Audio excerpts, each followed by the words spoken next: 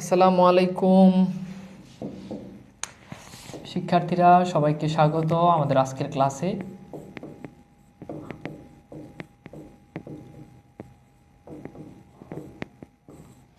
ওকে, তো সবাইকে স্বাগত জানাচ্ছি আমাদের আজকের ক্লাসে। আমাকে একটু জানিয়ে দিবেন যে আপনারা সব কিছু দেখতে পাচ্ছেন কিনা এবং সব কিছু ঠিক আছে কিনা। ওকে, আসসালামু আলাইকুম। ওয়ালাইকুম সালাম, কেমন আছেন? হ্যাঁ, আলহামদুলিল্লাহ ভালো আছি। ওকে, তো আসেন আমরা শুরু করি আমাদের আজকের ক্লাস। আজকে আমরা যেটা নিয়ে আলোচনা করব সেটা হচ্ছে ধ্বনি পরিবর্তন। কি নিয়ে আলোচনা করব? ধ্বনি পরিবর্তন। ওকে, ধ্বনি পরিবর্তন, ঠিক আছে। অত্যন্ত গুরুত্বপূর্ণ এবং চমৎকার একটা টপিক। তা এখন ধ্বনি পরিবর্তনটা কি? যেমন আপনি বলেন কি পানি, কিন্তু আপনি এই পানিকে অনেকেই বলে হানি। এই যে দেখেন, পানিকে যখন আমি বলি হানি, তখন দেখেন পানি যেটা, এটাকে আমরা বলি কি? হানি। তো পানি যেটা, হানিও কিন্তু সেটা, জিনিসটা কিন্তু একই। পানি মানে ওয়াটার, হানি মানে ওয়াটার। কিন্তু এই যে এখানে অর্থ ঠিক, কিন্তু ধ্বনির পরিবর্তন, ধ্বনিগত যে পরিবর্তন, এটাকে বলা হয় কি? এটা হচ্ছে ধ্বনি পরিবর্তন, ঠিক আছে। স্যার শো শো শব্দ হচ্ছে,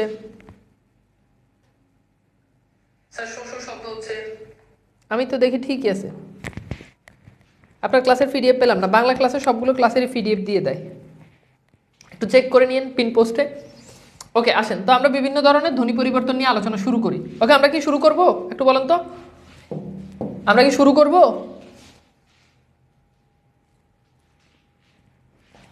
শুরু করব?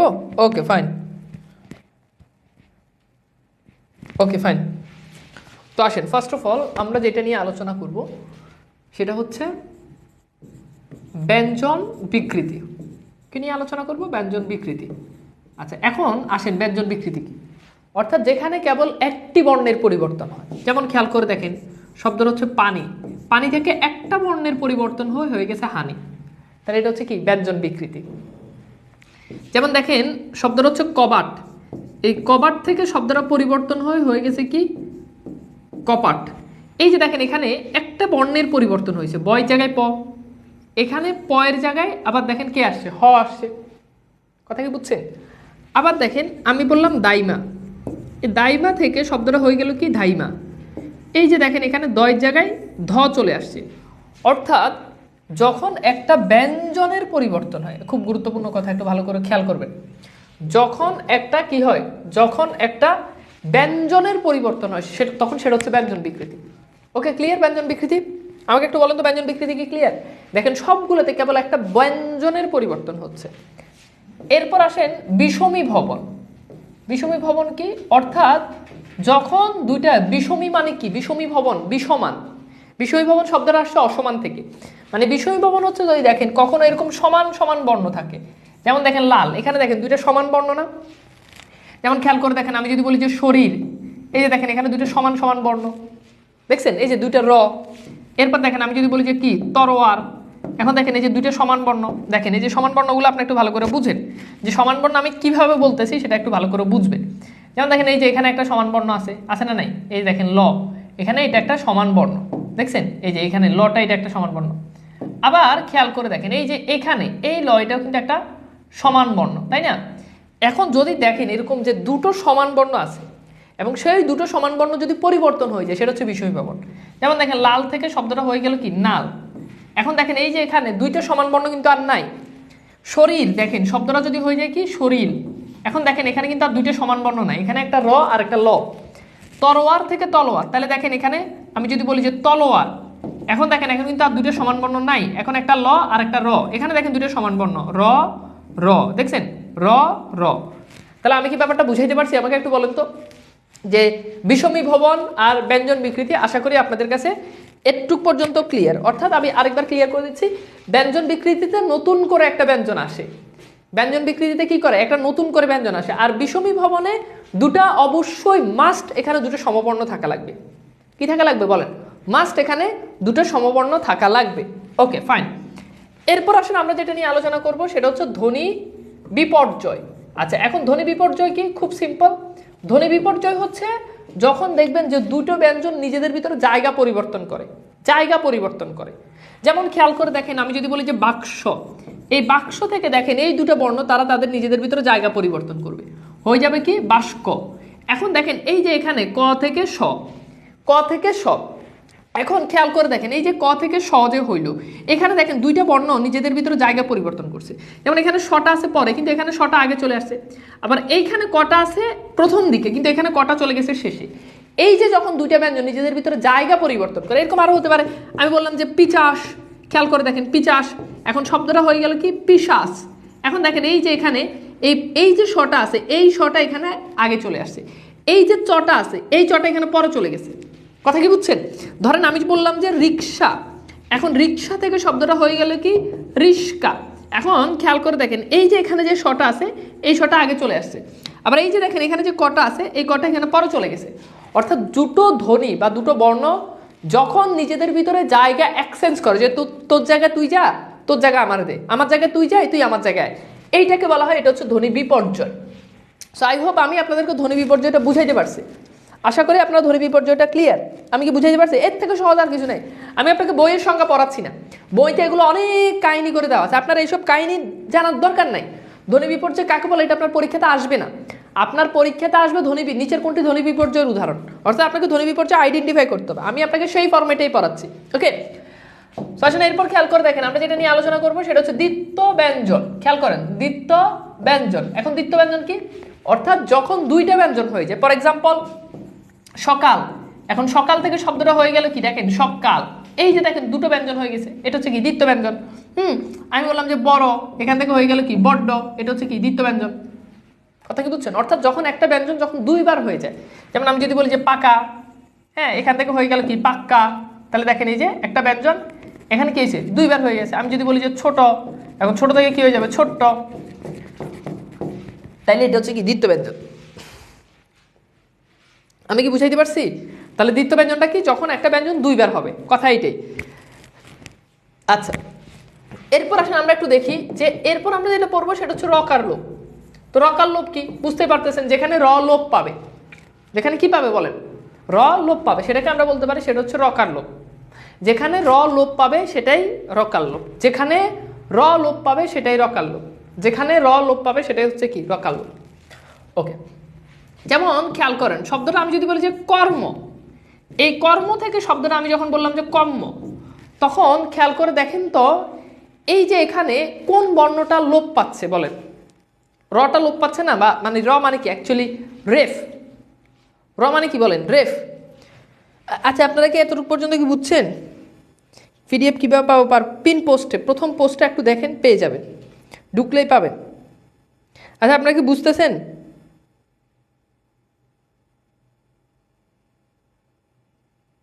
দাঁড়ান একটা মিনিট,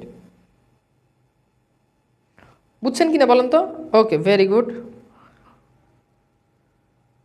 ওকে ভেরি গুড ভেরি গুড, বুঝতে পারছেন? ওকে ফাইন, ওকে তাহলে আগে। হ্যাঁ আচ্ছা, এরপর আসেন আমি বললাম যে করতে, এখন এই করতে থেকে শব্দটা হয়ে গেল কি করতে। এখন দেখেন এই যে এখানে যে রটা আছে এটা বাদ পড়ছে। আমি বললাম যে মারলাম, এই মারলাম শব্দটা থেকে হয়ে গেল কি মারলাম, এখানে কি হয়ে গেল মারলাম। এখন দেখেন এই যে এখানে কি রটা লোপ পাইছে, সো যখন র লোপ পাই সেটা হচ্ছে রকার লোপ। এখন এগুলোকে আপনি দ্বিত্ব ব্যঞ্জন মনে করেন না, কারণ দ্বিত্ব ব্যঞ্জনে কিন্তু র লোপ পায় না, এগুলো দ্বিত্ব হলে ওগুলোতে কিন্তু রটা লোপ পায়, পার্থক্যটা হচ্ছে এটা। ওকে, রকার লোপ বুঝলেন? ওকে, এইবার আসেন আমরা যেটা পড়বো সেটা হচ্ছে হকার লোপ। তো হকার লোপ খুব সিম্পল, অর্থাৎ যেখানে হ লোপ পায়। ফর এক্সাম্পল আমি বললাম শাহ, এই শাহ থেকে শব্দটা হয়ে গেল কি শাহ, তাহলে দেখেন এই যে এখানে হটা আছে এটা লোপ পাইছে। আমি বললাম যে শাহবাগ, এখন শাহবাগ এটাকে অনেকে বলে কি শাহবাগ, তাহলে দেখেন হটা এখানে কি পাইছে লোপ পাইছে। আমি বললাম যে আল্লাহ, এই আল্লাহ থেকে শব্দটা হয়ে গেল কি আল্লাহ, তো দেখেন এখানে কি হটা লোপ পাইছে, বুঝছেন? আমি বললাম যে ফলাহার, খেয়াল করেন বললাম ফলাহার, এখন ফলাহার থেকে শব্দটা হয়ে গেল কি ফলার, তাহলে খেয়াল করে দেখেন এই যে এখানে হটা লোপ পাইছে। আলাহিদা থেকে আলাদা, এগুলোকে অনেকে অন্তর্ভুক্তি বলে, বাট এটা হবে না, এগুলো হচ্ছে কি হকার লোপ, অর্থাৎ যেখানে হটা লোপ পায়। একদম সিম্পল পড়াশোনা, আমি বুঝাইতে পারছি? তাহলে হকার লোপটা কি বুঝছেন? একটু রেসপন্স করবেন। তাহলে রকার লোপ, হকার লোপ, এটা আই হোপ ক্লিয়ার, খুবই সিম্পল। আমি একটু পরে আপনাদেরকে বিভিন্ন চাকরি পরীক্ষার প্রশ্ন সলভ করাই দেখাইবো, তখন আপনি নিজেই পারবেন। এরপর আসলে আমরা যেটা নিয়ে আলোচনা করবো সেটা হচ্ছে অন্তর্হতি। অন্ত মানে হচ্ছে মাঝ, হতি মানে হচ্ছে হারিয়ে যাওয়া। অর্থাৎ শব্দ মধ্যস্থিত কোনো ব্যঞ্জন যদি শব্দ থেকে উঠে চলে যায়, শব্দ মধ্যস্থিত কোনো ব্যঞ্জন যদি শব্দ থেকে উঠে যদি চলে যায়, সেটা হচ্ছে অন্তর্হতির উদাহরণ। শব্দ মধ্যস্থিত কোনো ব্যঞ্জন সে যদি শব্দের মধ্য থেকে উঠে সে যদি চলে যায়, সেটা হচ্ছে অন্তর্হতির উদাহরণ। আসলে খেয়াল করে দেখেন, আমি বললাম মানুষ, এখন এই মানুষ থেকে শব্দটা হয়ে গেল কি মানু। তো দেখেন এই যে মানুষ থেকে মূর্ধন্য ষ, সে কিন্তু উঠে চলে গেছে, সে উঠে চলে গেছে। তাহলে এই যে যখন সে উঠে যখন চলে গেছে, তখন আমরা এটাকে বলতে পারি কি, এটা হচ্ছে অন্তর্হতির উদাহরণ। যেমন খেয়াল করে দেখেন, শব্দটা হচ্ছে বাপজান। এখন বাপজানকে অনেকেই বলে কি বাজান। এখন যখন বাজান বলে তখন খেয়াল করে দেখেন এই যে পটা, এটা কিন্তু এখান থেকে উঠে চলে গেছে। তো শব্দ মধ্যস্থিত সে কিন্তু উঠে হারিয়ে গেছে, ঠিক আছে। তো এটাকে বলা হয় কি, এটা হচ্ছে আমাদের অন্তর্হতির উদাহরণ। অর্থাৎ শব্দের মাঝ থেকে যদি কোনো ব্যঞ্জন অটোমেটিক হারিয়ে যায়, সেটা হচ্ছে কি, সেটা হচ্ছে অন্তর্হতির উদাহরণ। আশা করি ব্যাপারটা ক্লিয়ার। কোনো ব্যঞ্জন, এখন হ হারিয়ে গেলে হকার লোপ, র হারিয়ে গেলে রকার লোপ, কিন্তু এছাড়া যদি অন্য কোনো ব্যঞ্জন দেখেন সে উঠে চলে গেছে, সুতরাং সেটাকে আপনি বলতে পারেন সেটা হচ্ছে অন্তর্হতির উদাহরণ। ওকে, আচ্ছা, একটু পর্যন্ত বুঝতে পেরেছেন। এইবার আমরা যেটা নিয়ে আলোচনা করবো সেটা হচ্ছে সমীভবন। সমীভবন মানে কি, সমান করা। একটু পর্যন্ত তো আমরা অ্যাটলিস্ট বুঝি। যেমন খেয়াল করে দেখেন, আমি যদি বলি যে পক্ক, এখন দেখেন এই যে পক্ক, এখানে দেখেন এটাকে আমি যদি এইভাবে লিখি পক্ক, অর্থাৎ দুইটা ক, তাহলে দেখেন এটা সমান করছে না। এখানে দেখেন এখানে আছে কি ক প্লাস ব, এখন এইখানে দেখেন এখানে আছে কি ক প্লাস ক, এই দেখেন সমান করছে। এই সমান করার কনসেপ্টটা হচ্ছে কি, সমীভবন। তাহলে সমীভবন মানে কি, সমান করার কনসেপ্ট। রকার আর হকার লোপ অন্তর্হতির উদাহরণ কেন হলো না? কেন হলো না? কারণ এগুলো রকার লোপ হকার লোপ, এই জন্য এগুলো অন্তর্হতির উদাহরণ কেন হবে? বুঝছেন কথা কি? বুঝছেন মানে কথা বুঝেন নাই? এখন আরেকজনের নাম রহিম, আরেকজনের নাম করিম, আরেকজনের নাম জব্বার। এখন আপনি রহিম করিমটা বললেন, রহিম করিম, বাবা তুই জব্বার কেন হইলি না? আমি জব্বার এই কারণে হই নাই, কারণ আমি তো রহিম করিম। তো ওগুলো তো রকার লোপ হকার লোপ, তাহলে এগুলো অন্তর্হতির ভিতরে কেন যাবে? অর্থাৎ র আর হ ছাড়া অন্য ব্যঞ্জন যখন লোপ পায়, ব্যাপারটা আমার মনে বুঝতে পারছেন? আচ্ছা, এখন সমীভবনের ক্লাসিফিকেশন নিয়ে একটু আলোচনা করি, খুব গুরুত্বপূর্ণ। আমি আবার বলছি, আজকের ক্লাসে কেউ এমনভাবে মনোযোগ দিবেন এখন, যাতে দ্বিতীয়বার কেউ বলা না লাগে যে আমি বুঝি নাই। হ্যাঁ, যদি না বুঝেন তাহলে আবার দ্বিতীয়বার কমেন্ট করেন যে আবার বুঝি নাই, তাহলে আমি আবার বুঝাবো, বাট প্রথমবার বোঝার জন্য চেষ্টা করেন। ওকে, আচ্ছা, সমীভবনের ক্লাসিফিকেশনটা একটু দেখি। প্রথমত প্রগত সমীভবন, এরপর হচ্ছে পরাগত সমীভবন, এরপর হচ্ছে অন্যান্য সমীভবন। একটু ভালো করে বুঝবেন। তাহলে একটা হচ্ছে প্রগত সমীভবন, আরেকটা হচ্ছে পরাগত সমীভবন, আরেকটা হচ্ছে অন্যান্য সমীভবন। খুব গুরুত্বপূর্ণ, খুব সহজ কথা বলি। প্র মানে কি, প্রথম না? প্র মানে কি, প্রথম। মনে রাখবেন, প্রগততে পরিবর্তনটা শেষে হবে। কোথায় হবে বলেন? শেষে হবে। পর মানে হচ্ছে শেষ, এই জন্য পরাগততে পরিবর্তনটা হবে শুরুতে। তাহলে বলেন, প্রগততে পরিবর্তন কোথায় হবে, প্রথমে না শেষে? কথা বলেন। অবভিয়াসলি কি হবে, শেষে হবে। আর পরাগত, পর মানে হচ্ছে শেষ, তো পরাগততে পরিবর্তন কোথায় হবে বলেন? অবশ্যই কি হবে, প্রথমে হবে। অবশ্যই কি হবে বলেন? প্রথমে হবে। ওকে, অবশ্যই কি হবে, প্রথমে হবে। ফাইন, এবার আসেন, খুব গুরুত্বপূর্ণ, একটু মনোযোগ দেন এভরিওয়ান, খুবই খুবই খুবই খুবই গুরুত্বপূর্ণ। আসেন, ধরেন আমি বললাম যে পক্ক, এই পক্কতে দেখেন এখানে আছে কি ক প, এটাকে আমি যদি এইভাবে বলি পক্ক ক ক। আচ্ছা বলেন তো, এইখানে কি প্রথম বর্ণে পরিবর্তন হয়েছে না দ্বিতীয় বর্ণে পরিবর্তন হয়েছে বলেন? প্রথম বর্ণে পরিবর্তন হয়েছে নাকি শেষ বর্ণে পরিবর্তন হয়েছে বলেন তো, একটু দেখেন পারেন কিনা। প্রথম বর্ণে পরিবর্তন হয়েছে নাকি শেষ বর্ণে পরিবর্তন হয়েছে বলেন? প্রথম বর্ণে পরিবর্তন হয়েছে না শেষ বর্ণে পরিবর্তন হয়েছে? কথা বলেন, কথা বুঝেন। কথাগুলো খুব সিম্পলি বুঝার জন্য ট্রাই করেন, তাহলে বুঝতে পারবেন, নাহলে কিন্তু বুঝবেন না। হ্যাঁ, ওকে, বুঝতে পারছেন?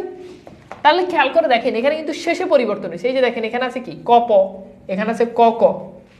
আচ্ছা, এরকম আরো খেয়াল করে দেখেন, আমি যদি বলি যে জন্ম, এখানে কি দন্ত ন প্লাস ম, তাই না? নোট করে দিলাম। এখান থেকে আমি যদি বলি যে জন্ম, তাহলে দেখেন এখন সমান করছে, মানে ম ম। এখন বলেন, পরিবর্তনটা কি শুরুতে হয়েছে না শেষ হয়েছে? কথা কি বুঝেন নাই? বলেন তো, পরিবর্তনটা কি শুরুতে হয়েছে না শেষ হয়েছে? পরিবর্তন কি শুরুতে হয়েছে না শেষ হয়েছে?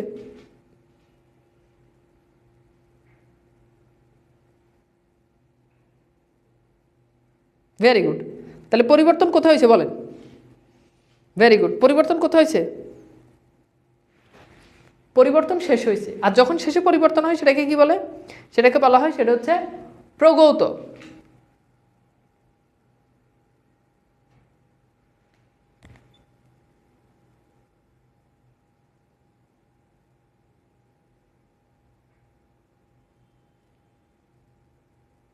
বুঝতেছেন? কমেন্ট এখানে কেন জানি শো করতেছে না, মেবি নেটওয়ার্কের একটু প্রবলেম।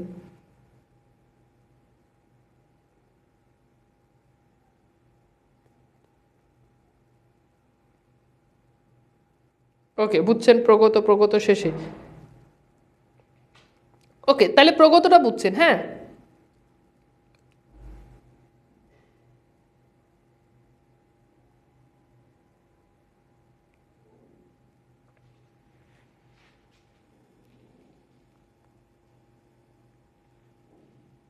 ওকে ওকে ওকে ওকে, একটু কমেন্ট করেন তো, আমার কাছে কমেন্ট কেন জানি আসতেছে না।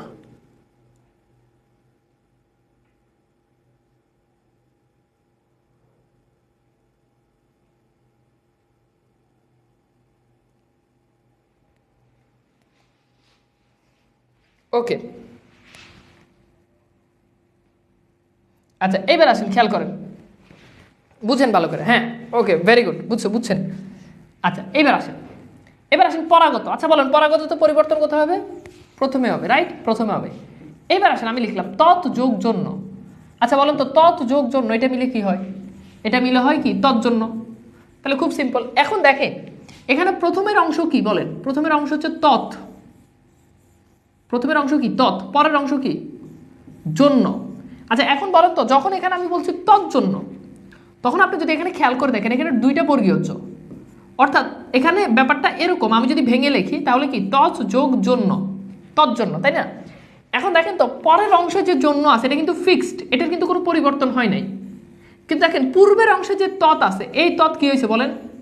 এই তৎ হয়ে গেছে কি? তজ।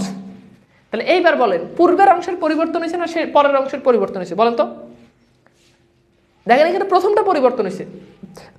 কি হয়েছে? প্রথমটা পরিবর্তন হয়েছে। সো যদি প্রথমে পরিবর্তন হয় তাহলে সেটাকে কি বলছি? সেটাকে বলছি পরাগত। অর্থাৎ পরাগতটা ইয়ে করতে হলে আপনাকে একটু ভাঙতে হবে। কথা কি বুঝছেন? আচ্ছা আরেকটা উদাহরণ দিই, তাহলে আর ভালো বুঝবেন। ধরেন আমি বললাম যে বিপদ যোগ জনক, সেখান থেকে কি দাঁড়ায় বলেন? সেখান থেকে দাঁড়ায় বিপজ্জনক। ঠিক আছে, বিপজ্জনক। আচ্ছা এইবার দেখেন শেষের অংশে কি? জনক। এই জনকটা দেখেন ঠিক আছে, বিপজ্জনক। কিন্তু শুরুতের অংশে কি? বিপদ। কিন্তু এখানে কি বিপজ্জনক? শব্দটা কিন্তু বিপজ্জনক না, শব্দটা হচ্ছে বিপজ্জনক। আপনাকে একটু ভেঙে বিশ্লেষণ করে দেখাই। দেখেন আপনাকে একটু বিশ্লেষণ করে দেখাই।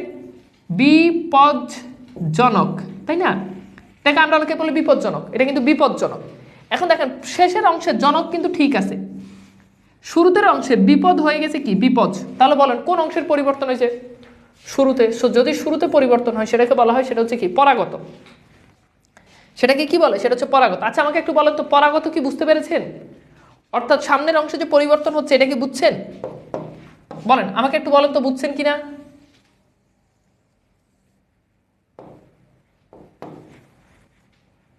বুঝছেন কিনা আমাকে একটু বলেন। ভেরি গুড, শুরুতে। ওকে, বুঝছেন না বুঝেন নাই? না বুঝলে বললেন, আবার বুঝে দিব। ওকে, ভেরি গুড। এবার আসুন অন্যান্য, একটু খেয়াল করেন তো। ধরেন একটা শব্দ লিখলাম সত্য, এখন সত্য থেকে শব্দটা হয়ে গেল কি? স্বচ্ছ। আচ্ছা এখন দেখেন তো, এইখানে আগেরটাতে আমরা কি দেখলাম? আগেরটাতে আমরা দেখলাম যে এখানে আছে পক্ষ, এখানে দুইটা বর্ণকে সমান করছে। যেমন আমরা আগে যদি দেখি যে বিপজ্জনক, তাহলে বিপজ্জনক, এই যে দুইটা ঝ সমান হয়েছে, মানে দুইটা সমান, মানে বিপজ্জনক। আপনি খেয়াল করে দেখেন ঘটনাটা কি হচ্ছে? বিপদ যোগ জনক, তো এখানে এই দুটো বর্ণকে কি করছে? সমান করছে, তাই না? দুইটা বর্ণকে, একটা বর্ণ আগ থেকে আছে সেটাকে সমান করছে। কিন্তু সত্যের বেলায় দেখেন এখানে দুইটা বর্ণ, সেটা হচ্ছে কি? ত ত, এই দুটাকে উঠে নতুন বর্ণ চলে আসছে চ চ। যখন দেখবেন যে টোটালি পুরো বর্ণটাই উঠে গেছে এবং ওই জায়গায় তো নতুন আরেকটা বর্ণ এসে যুক্ত বর্ণ, একটা যুক্ত ব্যঞ্জন উঠে গেছে এবং সে জায়গায় তো নতুন একটা যুক্ত ব্যঞ্জন আসছে, তাহলে সেটাকে বলছে কি? সেটা হচ্ছে অন্যান্য। সেটা কি? অন্যান্য। আচ্ছা এইবার আপনারা আমাকে একটু বলেন তো, আমি যদি বলি বিদ্যা, এখন বিদ্যা থেকে শব্দটা যদি হয়ে যায় বিদ্যা, এখন আপনারা বলেন যে এটা কোন ধরনের সমীভবনের ভিতরে যাবে, দেখেন পারেন কিনা, আইকিউ খাটান। বিদ্যা, বিদ্যা থেকে শব্দটা হয়ে গেল কি বিদ্যা। এখন আপনারাই বলেন যে বিদ্যা থেকে শব্দটা যখন বিদ্যা হলো তখন এইটা মানে বুঝছেন কিনা বলেন।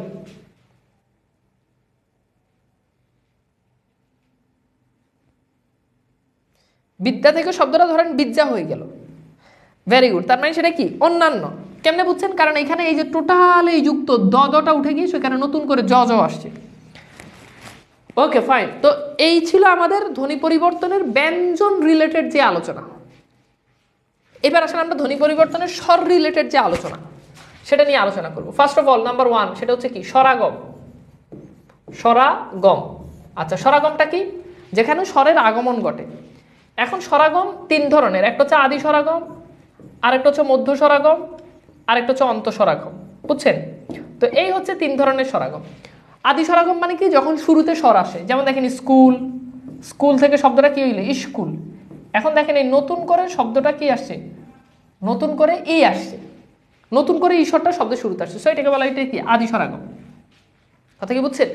তাহলে দেখেন এটা হচ্ছে কি আদি স্বরাগম। স্কুল, স্কুল থেকে শব্দটা হচ্ছে স্কুল, মানে শব্দের শুরুতে স্বরটা আসছে। আচ্ছা এরপর আসেন, আমি বললাম যে রাত, এই রাত থেকে শব্দটা হয়ে গেল কি রাইট। এই যে দেখেন মাঝখানে মধ্য স্বরাগম মানে কি মাঝখানে, এই যে দেখেন মাঝখানে নতুন করে ঈশ্বরটা আসছে। এরকম আরো ধরেন আমি বললাম যে ফিল্ম, এখন ফিল্ম এখানে এটা যদি হয়ে যায় কি ফিল্ম, তাহলে দেখেন এই যে এখানে ঈশ্বরটা নতুন করে মাঝখানে আসছে। সো যেহেতু ঈশ্বরটা নতুন করে মাঝখানে আসছে তার মানে এটা হচ্ছে কি মধ্য স্বরাগম। এটা কি বলেন মধ্য স্বরাগম। অন্ত স্বরাগম কি? যখন শেষে স্বরের আগমন ঘটবে। ফর এক্সাম্পল দিশ, এখন দিশ থেকে শব্দটা হয়ে গেল কি দিশা, এটা হচ্ছে অন্ত স্বরাগম। বুঝছেন কথা কি বুঝছেন? তাহলে আমাকে একটু বলেন আদি স্বরাগম, মধ্য স্বরাগম, অন্ত স্বরাগম এই কনসেপ্টটা কি বুঝছেন কিনা? বুঝছেন? মানে জাস্ট নতুন করে স্বরটা আসবে। আচ্ছা তাহলে এইবার আপনারা এইটা একটু সলভ করেন তো। হ্যাঁ দেখেন এটা একটু সলভ করেন, দেখেন এটা কোনটার ভিতরে যায়? শব্দটা হচ্ছে কি প্রীতি, প্রীতি থেকে পিরিতি। বলেন বুঝে উত্তর করেন। এটা কোন ধরনের, এটা কোন ধরনের স্বরাগম?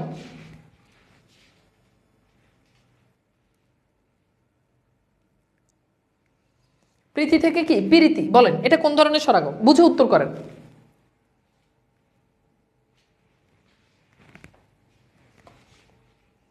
বুঝে উত্তর করেন।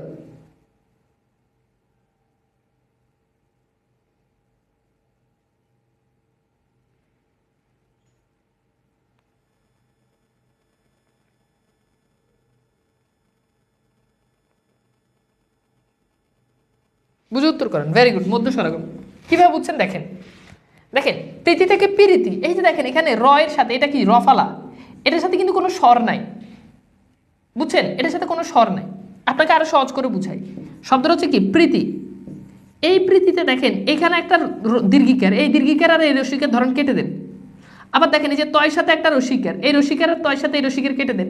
এই যে দেখেন রয়ের সাথে যে একটা স্বর, এটা তো নতুন করে আসছে এবং এটা দেখেন মাঝখানে আসছে, এই জন্য এটা হচ্ছে কি মধ্য স্বরাগম। এটা কি মধ্য স্বরাগম। ভেরি গুড, বুঝতে পেরেছেন, থ্যাংক ইউ সো মাচ। এখন এটারই উল্টা, এটাকে আমরা বলতে পারি এটা হচ্ছে কি স্বরলোপ। আচ্ছা ভাই স্বরলোপ মানে কি? স্বরাগম মানে স্বর আসবে, স্বরলোপ মানে স্বর যাবে।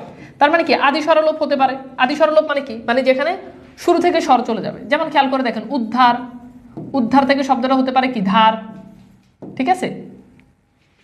উধার বা ধার যেভাবেই বলেন, উদ্ধার থেকে উধার, উদার থেকে ধার। তাহলে দেখেন এই যে উ স্বরটা আসছে, এটা কিন্তু শব্দের শুরু থেকে নাই, তার মানে এটা আদি স্বরাগম। কথা ভালো করে বুঝেন। অন্ত স্বরাগমটা আরেকবার একটু বুঝেন। অন্ত স্বরাগম হচ্ছে যেখানে শেষে স্বর আসে, যেমন দেখেন দিশ, এই দিশ থেকে শব্দটা হয়ে গেল কি দিশা। এই যে দেখেন শেষে একটা আসর আসছে, সুতরাং এটা হচ্ছে কি অন্ত স্বরলোপ।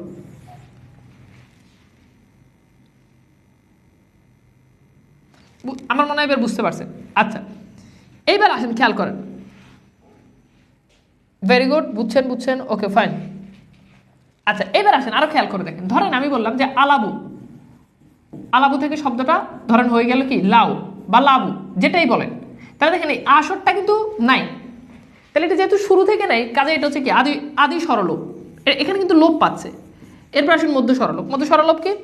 যখন মাঝখান থেকে যখন স্বরটা কি পায়, যখন লোপ পায়, মাঝখান থেকে শব্দটা যখন লোপ পায়, যেমন খেয়াল করে দেখেন আমি বললাম জানালা, জানালা থেকে শব্দটা হয়ে গেল কি জানলা। এখন দেখেন এই যে এখানে এই আসরটা আছে, এটা কিন্তু নাই, এখানে নাই, তাহলে দেখেন মাঝখান থেকে এই স্বরটা লোপ পাইছে, এই জন্য এটা হচ্ছে কি মধ্য স্বরলোপ। এরকম আরো হতে পারে, আমি বললাম যে গামোছা, এখন গামোছা থেকে শব্দটা হয়ে গেল কি গামছা। এখন খেয়াল করে দেখেন এই যে এখানে ময়ের সাথে যে একটা ওকার আছে, এই ওকারটা এখানে নাই, তাহলে এখানে নয়ের সাথে আকারটা নাই, এগুলো যেহেতু মাঝখান থেকে লোপ পাচ্ছে, কাজে এগুলোকে বলতে পারে কি, এগুলো হচ্ছে মধ্য স্বরলোপ। এগুলো কি, এগুলো হচ্ছে মধ্য স্বরলোপ। তাহলে আদি স্বরলোপ কি, মধ্য স্বরলোপ কি, এটা আমরা বুঝছি, খুব সিম্পল।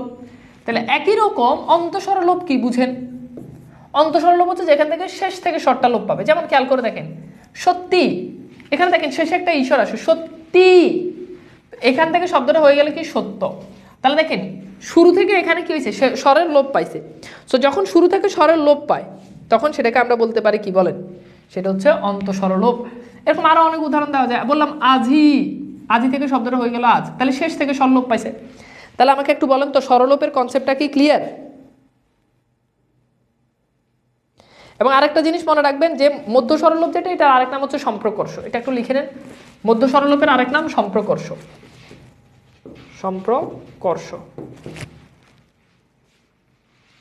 মধ্য স্বরলোপ, মধ্য স্বরলোপের আরেক নাম সম্প্রকর্ষ, ঠিক আছে? মধ্য স্বরলোপের আরেক নাম সম্প্রকর্ষ, লিখে নেবেন। আমাকে একটু বলেন বুঝছেন কিনা, ক্লিয়ার? কারো আর কোনো প্রশ্ন আছে? ভেরি গুড, বুঝতে পেরেছেন, থ্যাংক ইউ সো মাচ। এইবার আসুন অন্তর্হতি, খেয়াল করেন, সরি অন্তর্হতি না, অপিনিহিতি লিখেন, অপিনিহিতি, অপিনিহিতি। আচ্ছা খুব সহজ, অপিনিহিতি মানে হচ্ছে যদি দেখেন যে পরের ইকার বা উকার এগুলো যদি আগে আসে, পরের উকার বা ইকার এই দুইটা আগে আসলেই সেটা অপিনিহিতি। এটা হচ্ছে অপিনিহিতির এক নাম্বার কৌশল, কথা ভালো করে বুঝেন। যেমন খেয়াল করেন শব্দটা হচ্ছে কি আজি, আচ্ছা আজি থেকে আজ, এটা অন্তঃস্বরলোপ, এটা আমরা জানি, বাট কথা সেখানে না। আজি থেকে আজ না বলে যদি বলে যে আজি থেকে আইজ, এখন কি অন্তঃস্বরলোপ বলবেন? না। এখন আপনি খেয়াল করে দেখেন এই যে ইকারটা আছে, এটা পরের ইকার, দেখেন আগে চলে আসছে না, দেখেন এখানে কিন্তু জয়ের পরে ইকারটা উচ্চারিত হচ্ছে আজি, কিন্তু এইখানে আপনি খেয়াল করে দেখেন জয়ের আগে ইকারটা চলে আসছে, এই যে পরের ইকার আগে আসছে, এই জন্য এটা হচ্ছে অপিনিহিতি। আবার খেয়াল করে দেখেন আমি বললাম যে সাধু, এই সাধু থেকে শব্দটা হয়ে গেল কি সাউদ। এখন এই যে এখানে পরের উকার দেখেন আগে চলে আসছে, তাহলে পরের ইকার আগে আসছে, পরের উকার আগে আসছে, এই যে পরের ইকার বা উকার যদি আগে আসে সেটা হচ্ছে অপিনিহিতি। এটা হচ্ছে এক নাম্বার অপিনিহিতির এক নাম্বার কথা। তাহলে আমাকে বলুন তো এই নিয়মটা কি বুঝছেন? পরের ইকার এরকম আরো অনেকগুলো হতে পারে, যেমন আমি বললাম কালি, কালি থেকে কাল, বুঝছেন? অনেক উদাহরণ হতে পারে। তাহলে পরের ইকার উকার আগে এলে, পরের ইকার বা উকার আগে এলে সেটা হচ্ছে অপিনিহিতির উদাহরণ। এটা হচ্ছে অপিনিহিতির এক নাম্বার কৌশল। না বুঝলে বললেন, একটু ক্লিয়ার না বলে যদি কেউ না বুঝেন একটু বললেন, আমি দরকার হলে আবার বুঝাবো। অপিনিহিতির দুই নাম্বার কৌশল হচ্ছে যদি দেখেন যে, খেয়াল করেন, যদি দেখেন যে জফলাযুক্ত ব্যঞ্জন, জফলাযুক্ত ব্যঞ্জন, ব্যঞ্জনের আগে রস্বই এলে সেটা অপিনিহিতি। কি বলছি বলেন?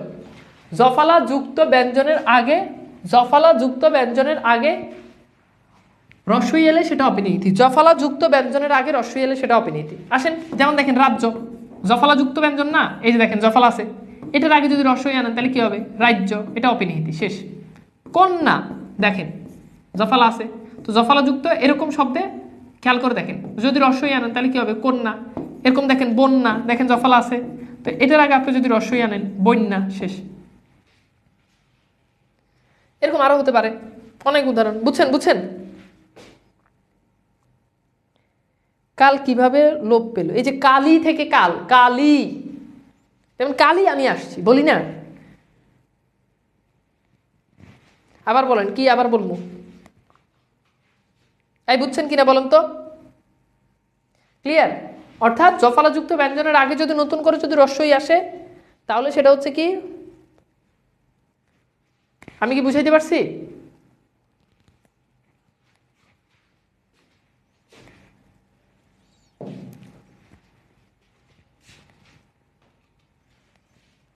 আচ্ছা, এরপর আসেন আমরা যেটা নিয়ে আলোচনা করবো সেটা হচ্ছে ব্যঞ্জন চ্যুতি।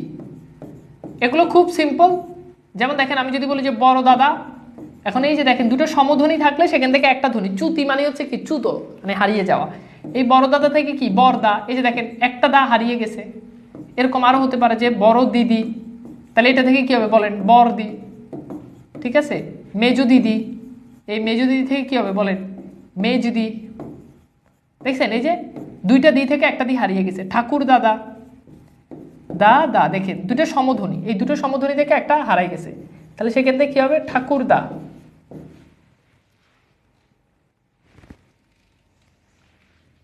আমি কি বুঝাইতে পারছি বলুন তো?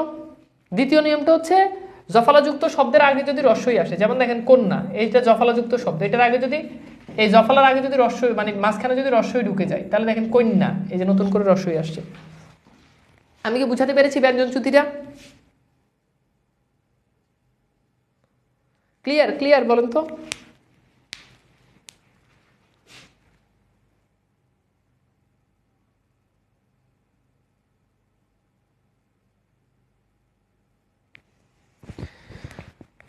Okay fine, clear, very good.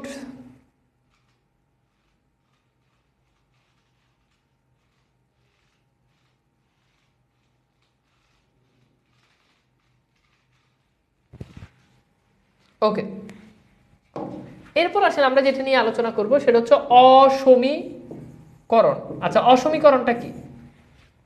অসমীকরণ হচ্ছে দুটো সমান জিনিসকে অসমান করা, রাইট? আচ্ছা, যেমন খেয়াল করে দেখেন, টপ টপ দুটো সমান ধ্বনি, এই দুটো সমান ধ্বনিকে অসমান করতে হলে মাঝখানে একটা আকার আনেন, টপাটপ।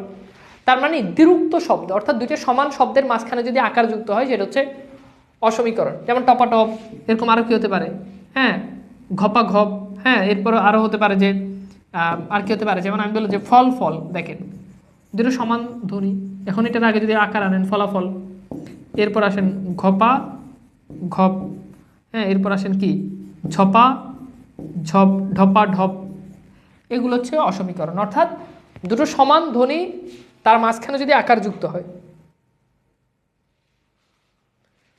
দুটো সমান ধ্বনি যদি তার মাঝখানে, হ্যাঁ, দপা দপ, ঘপা গপ, ঝপা ঝপ, এগুলো হচ্ছে অসমীকরণ। পারবেন না বলেন? কঠিন জিনিস?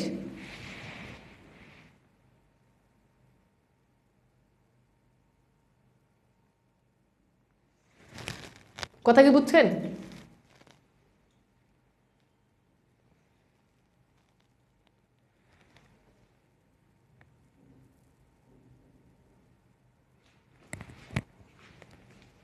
হ্যাঁ, এই যে গুড, কি ফটাফট একজন বলছে, ভেরি গুড।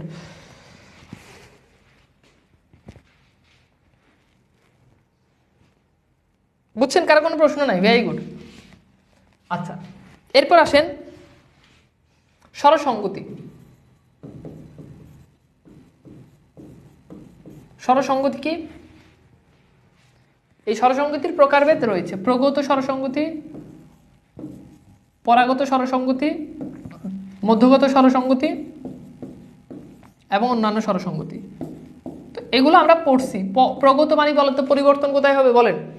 প্রগত মানে পরিবর্তন কোথায় হবে বলেন? প্রগত মানে পরিবর্তন কোথায় হবে বলেন, দেখেন পারেন কিনা। প্রগত মানে পরিবর্তন কোথায় হবে, পরাগত মানে পরিবর্তন কোথায় হবে, এটা তো আমরা জানি, তাই না? একটু ভালো করে খেয়াল করেন এখানে, নাইলে বুঝবেন না। আবার বলছি, একটু ভালো করে খেয়াল করেন। আচ্ছা, খেয়াল করেন তো, আমরা জানি যে প্রগততে পরিবর্তন হয় কোথায় বলেন? শেষে। পরাগততে পরিবর্তন হয় কোথায় বলেন? শুরুতে। Very good. এখন ভাইয়া খেয়াল করে দেখেন, একটু ভালো করে বুঝবেন, এখানে বুঝার আছে অনেক কিছু, না বুঝলে লস। ওকে, আসেন। এখন মনে রাখবেন স্বরসঙ্গতির বেলায় যেটা হয় যে স্বরগুলো খালি রূপ পরিবর্তন করে। বলেন, কি বলছি? স্বরগুলো খালি রূপ পরিবর্তন করে। এখন যদি রূপটা শেষে পরিবর্তন হয় তাহলে সেটা হচ্ছে প্রগত। যেমন খেয়াল করে দেখেন, পূজা, খেয়াল করেন, ধরেন আমি বললাম যে পূজা, এখন এই যে পূজা বললাম, এখানে দেখেন এই শেষের স্বরটা কি? আকার। এখন এই আকারটা সে রূপ পরিবর্তন করে সে আরেকটা কার হয়ে যাবে, আরেকটা স্বর হয়ে যাবে। এখন সে হয়ে গেছে কি? ওকার। তাহলে এইটাকে বলা, এটা হচ্ছে প্রগত। আবার দেখেন আমি বললাম যে ধুলা, এখন এই ধুলাটা হয়ে গেল কি? ধুলো। তাহলে খেয়াল করে দেখেন এই যে ওকার হয়ে গেছে। বুঝছেন কথা কি? বুঝছেন? তাহলে যখন প্রগত মানে কি? যখন শেষে পরিবর্তন হবে। বুঝছেন? শেষে কি হবে? পরিবর্তন হবে। আমার মনে হয় বুঝাইতে পারছি। যেমন খেয়াল করে দেখেন আমি লিখলাম নৌকা, এখানে কি হবে? নৌকো। মানুষ বলে না যে আমি নৌকো করে আসব, তাহলে এটা হচ্ছে কি? প্রগত। অর্থাৎ স্বরের রূপটা যখন কি হবে বলেন? স্বরের রূপটা যখন পরিবর্তনটা শেষে হবে তখন সেটা হচ্ছে প্রগত। আচ্ছা, তাহলে যদি পরিবর্তনটা যদি দেখেন যে শুরুতে হয়, তাহলে সেটা কি হবে বলেন? সেটা অবশ্যই কি হবে? পরাগত হবে। যেমন খেয়াল করে দেখেন মিশে, এখন মিশে থেকে শব্দটা আমি বললাম যে মেশে, সে আমার সাথে খুব ভালো মেশে। দেখেন শব্দটা হচ্ছে কি? লিখে। এখন লিখে থেকে শব্দটা হয়ে গেল কি? লেখে। এখন দেখেন তো পরিবর্তনটা কিন্তু প্রথম স্বরে হয়েছে। মিশে থেকে মেশে, পরিবর্তনটা প্রথম স্বরে হয়েছে। তো যখন প্রথম স্বরে পরিবর্তন হয় তখন সেটা হচ্ছে পরাগত, যখন পরের স্বরে পরিবর্তন হয় তখন সেটা হচ্ছে প্রগত। আমাকে একটু বলেন তো, আমি কি বুঝাইতে পারছি? বুঝছেন? একটু বলেন তো, আমি কি বুঝাইতে পারছি না বুঝেন নাই? আমি কি বুঝাইতে পারছি? Very good. এই যে একজন বলছে, ধরেন শব্দটা হচ্ছে কি? দেশি। এখন এই দেশি শব্দ থেকে যখন আমি বলি কি? দিশি, তখন পরিবর্তনটা কিন্তু প্রথম স্বরে হয়েছে। বুঝছেন? পরিবর্তনটা কিন্তু কি হয়েছে? প্রথম স্বর হয়েছে। আচ্ছা, এইবার আসেন মধ্যগত কি? মধ্যগত খুবই সিম্পল, যেখানে মাঝখানে পরিবর্তন হবে। যেমন আপনি খেয়াল করে দেখেন আমি লিখলাম যে জিলাপি, জিলাপি। এখন দেখেন এই স্বরটা পরিবর্তন, এই যে মাঝখানে যে আকারটা আছে এই স্বরটা খালি পরিবর্তন হবে, এই স্বরটা অন্য স্বরে যাবে। যেমন জিলাপি থেকে কি হবে বলেন? জিলিপি। বুঝছেন? তাহলে এটা কি হয়েছে দেখেন, এই যে এখানে এই আ স্বরটা এখানে ঈশর হয়ে গেছে। ব্যাপারটা কি বুঝছেন? আ স্বরটা কি হয়েছে? ঈশরে হয়ে গেছে। তাহলে আমার মনে হয় বুঝতে পেরেছেন, আ স্বরটা কি হয়ে গেছে? ঈশর হয়ে গেছে। ক্লিয়ার না? আর দেখেন বিলাতি, আগের এটার মতো দেখেন বিলাতি, সেখান থেকে কি হবে বলেন? বিলিতি।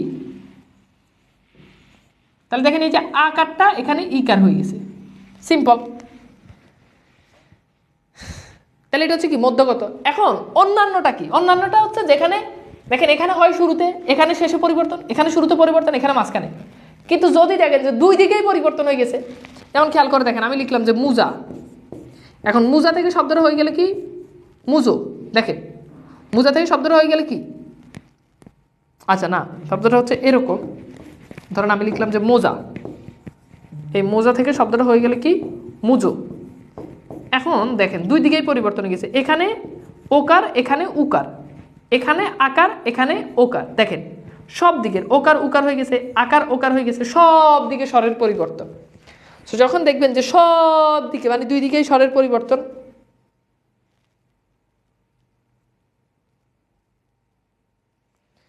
যখন দেখবেন কি দুই দিকেই স্বরের পরিবর্তন, তখন সেটা কি? সেটা হচ্ছে আমাদের কি বলেন?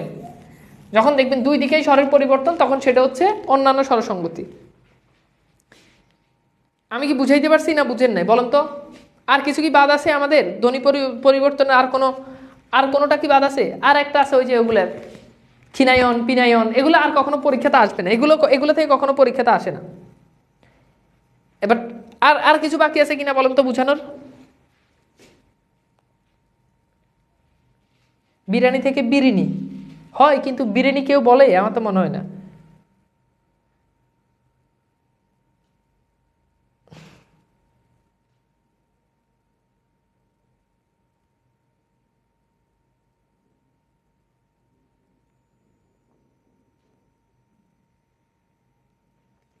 আর কোনোটা বাকি আছে নাকি আমরা প্রশ্ন সলভে যাব বলেন?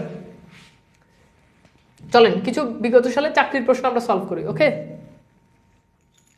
আশা করি আর কোনোটা বাকি নেই। আমার জানা মতো আর কোনোটা বাকি নেই। আমার জানা মতো আর কোনোটা বাকি নেই। আচ্ছা চলেন আমরা কিছু চাকরির প্রশ্ন সলভ করি, একটু ঝটপট উত্তর করবেন।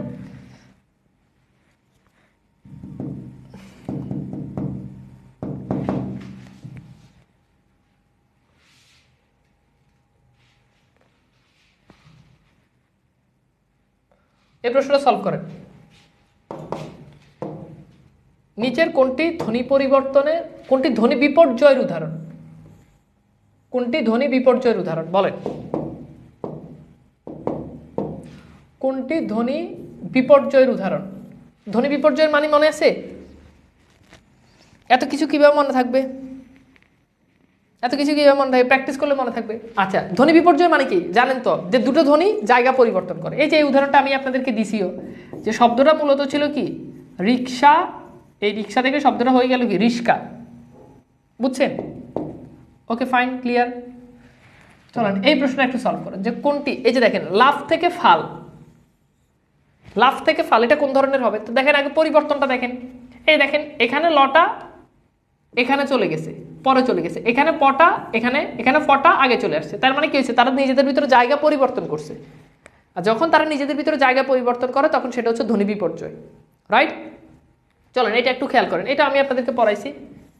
শরীর থেকে শরীর বলেন, শরীর, তাহলে কি হয়েছে দেখেন শরীর, দেখেন দুইটা সেম বর্ণ র, এখন দুটো সমান বর্ণ, এখানে এসে কি হয়েছে র ল, তাহলে দুটো সমান বর্ণ অসমান হয়ে গেছে। তাহলে সমান বর্ণ যখন অসমান হয়ে যায় সেটাকে আমরা কি বলি? সেটাকে আমরা বলি সেটা হচ্ছে বিষমী ভবন, রাইট? এটা কি বলেন? এটা হচ্ছে আমাদের বিষমী ভবন। আচ্ছা, এইটা একটু খেয়াল করেন। বড় থেকে বড্ড বলেন তো, বড় থেকে বড্ড এটা কি হবে? এটা আপনাদেরকে পড়াইছি না একদম ক্লাসে, আমি নিজে এই উদাহরণটা দিছি। এখানে যেহেতু একটা ব্যঞ্জন দ্বিত্ব হয়ে যাচ্ছে, সুতরাং এটা হচ্ছে কি ব্যঞ্জন দ্বিত্ব বা দ্বিত্ব ব্যঞ্জন, যেটাই বলেন ব্যঞ্জন দ্বিত্ব বা দ্বিত্ব ব্যঞ্জন। পারবেন এগুলা। বড়দাদা থেকে বরদা, এটাও তো আমি পড়াইছি, দেখছেন একদম উত্তরা ব্যাংক, মানে সবগুলো কিন্তু চাকরি পরীক্ষাতে আসে, সবগুলো রেফারেন্স দিয়ে দিয়েছি কোন পরীক্ষাতে আসছে, যা যা আমি পড়াইছি একদম হুবহু ওইটাই পরীক্ষাতে প্রশ্ন আসে। তাহলে বড়দাদা থেকে বরদা বলছি না, যে দুটো সমধ্বনি যদি একটা আরেকটা থেকে যদি একটা যদি বাদ পড়ে যায় সেটা হচ্ছে কি ব্যঞ্জন চ্যুতি। বড়দাদা থেকে বরদা, ঠাকুরদাদা থেকে ঠাকুরদা, বরদিদি থেকে বরদি, মেজদিদি থেকে মেজদি। আচ্ছা এইবার আসেন খেয়াল করেন, এটা একটু বাদ দিন, আমরা এইটা একটু সলভ করি। ফলাহার থেকে ফলার, এটা খেয়াল করেন, ফলাহার থেকে ফলার। তো এখানে পরিবর্তনটা কি হয়েছে? আপনাকে পরিবর্তনটা বুঝেন, সবই ঠিক আছে, জাস্ট এই যে হটা এখানে কি হয়েছে লোপ পাইছে। অর্থাৎ দেখেন তার মানে এটা হকার লোপ আপনি ধরতে পারেন, বাট হকার লোপ কিন্তু অপশানে নাই। এখন হকার লোপ যদি অপশানে না থাকে তাহলে এইটাকে আমরা অন্তর্হতি হিসাবে এখন ধরবো। অন্তর্হতি কেন এটাকে অন্তর্হতি ধরবো? কারণ আমরা অন্তর্হতি বলছি যে যখন কোনো ব্যঞ্জন লোপ পায়, এখন ব্যঞ্জন লোপ পাইলে হকার লোপ হয়, কিন্তু অনেক বইতে আবার দেখবেন যে এই উদাহরণটা ফলাহার থেকে ফলার, আলাহিদা থেকে আলাদা, এগুলোতে আবার অন্তর্হতি দেওয়া থাকে, বাট এটা কিন্তু শুদ্ধ না।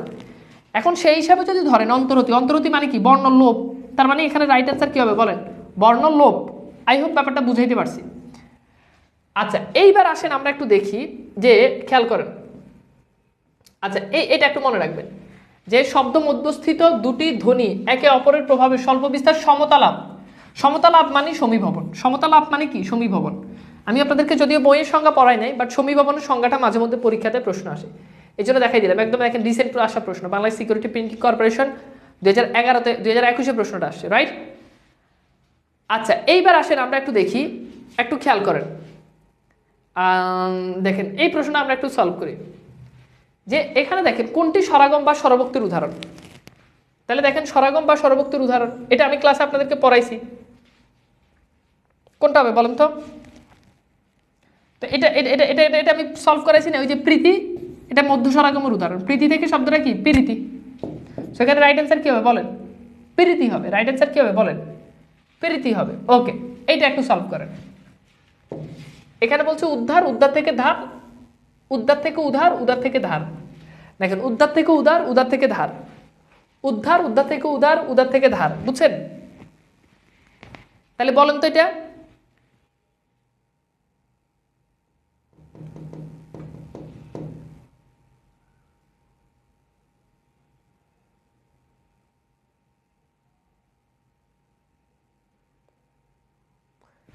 তাহলে এটা কি হবে বলেন?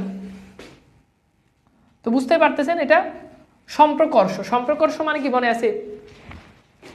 সরলোপ। সম্প্রকর্ষ মানে কি সরলোপ।